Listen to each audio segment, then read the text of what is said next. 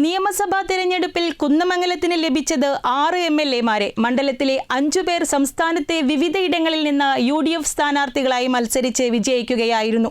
അതേസമയം കുന്നമംഗലത്ത് ഇത്തവണ വിജയിച്ച MA റസാഖ് മാസ്റ്റർ കൊടുവള്ളി സ്വദേശിയാണെന്ന പ്രത്യേകതയുമുണ്ട്. സംസ്ഥാനത്ത് നിയമസഭാ തെരഞ്ഞെടുപ്പിന്റെ വോട്ടെണ്ണി കഴിഞ്ഞപ്പോൾ കുന്നമംഗലം മണ്ഡലത്തിന് അപൂർവമായ ഒരു നേട്ടമാണ് ഉണ്ടായിരിക്കുന്നത്.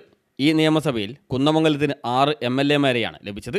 5 കുന്നമംഗലം സ്വദേശികൾ മറ്റ് മണ്ഡലങ്ങളിൽ നിന്ന് വിജയിച്ചപ്പോൾ മണ്ഡലത്തിന് ലഭിച്ചതാവട്ടെ മണ്ഡലത്തിന് പുറത്തുള്ള ആളെന്നതും ഏറെ കൗതുകകരമാണ്. കൊടുവള്ളിയിൽ മത്സരിച്ച് ജില്ലയിൽ ഏറ്റവും ഉയർന്ന ഭൂരിപക്ഷം നേടിയ PK ഫിറോസ്, പേരാമ്പ്രയിൽ ഇടതുമുന്നണി കൺവീനർ TP രാമകൃഷ്ണനെ തറപ്പറ്റിച്ച ഫാത്തിമ തഹ്ലിയ, കൽപ്പറ്റയിൽ വൻ വിജയം നേടിയ ടി സിദ്ദീഖ്, ചിറയൻകീഴിൽ മത്സരിച്ച് വിജയിച്ച രമ്യ ഹരിദാസ്, എലത്തൂരിൽ മത്സരിച്ച് മന്ത്രി AK ശശീന്ദ്രനെ അട്ടിമറിച്ച വിദ്യ ബാലകൃഷ്ണൻ എന്നിവരാണ് കുന്നമംഗലം മണ്ഡലത്തിൽ നിന്ന് മറ്റ് മണ്ഡലങ്ങളിൽ മത്സരിച്ച് വിജയിച്ചവർ. 5 പേരും UDF സ്ഥാനാർത്ഥികളായാണ് മത്സരിച്ചത്.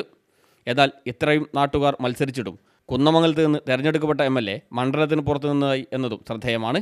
MA റസാഖ് മാസ്റ്റർ കൊടുവള്ളി സ്വദേശിയാണ്. പതിമംഗലം സ്വദേശിയായ യൂത്ത് ലീഗ് സംസ്ഥാന സെക്രട്ടറി PK ഫിറോസ് കഴിഞ്ഞ തവണ താനൂരിൽ നിന്ന് മത്സരിച്ചെങ്കിലും നേരിയ മാർജിനിൽ പരാജയപ്പെടുകയായിരുന്നു. ഇത്തവണ വലിയ മാർജിനിലാണ് വിജയിച്ചത്. നിയോജക മണ്ഡലത്തിലെ പെരുമണ്ണ സ്വദേശിയാണ് നിലവിലെ കൽപ്പറ്റ MLA ആയ ടി സിദ്ദീഖ്. 2016-ൽ കുന്നമംഗലത്ത് നിന്ന് മത്സരിച്ചെങ്കിലും PT റഹീമിനോട് പരാജയപ്പെട്ടു.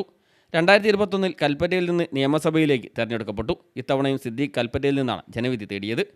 പേരാമ്പ്രയിൽ മത്സരിച്ച യൂത്ത് ലീഗ് സംസ്ഥാന സെക്രട്ടറി ഫാത്തിമ തഹ്ലിയ പൂവാട്ടുപറമ്പ് സ്വദേശിനിയാണ്.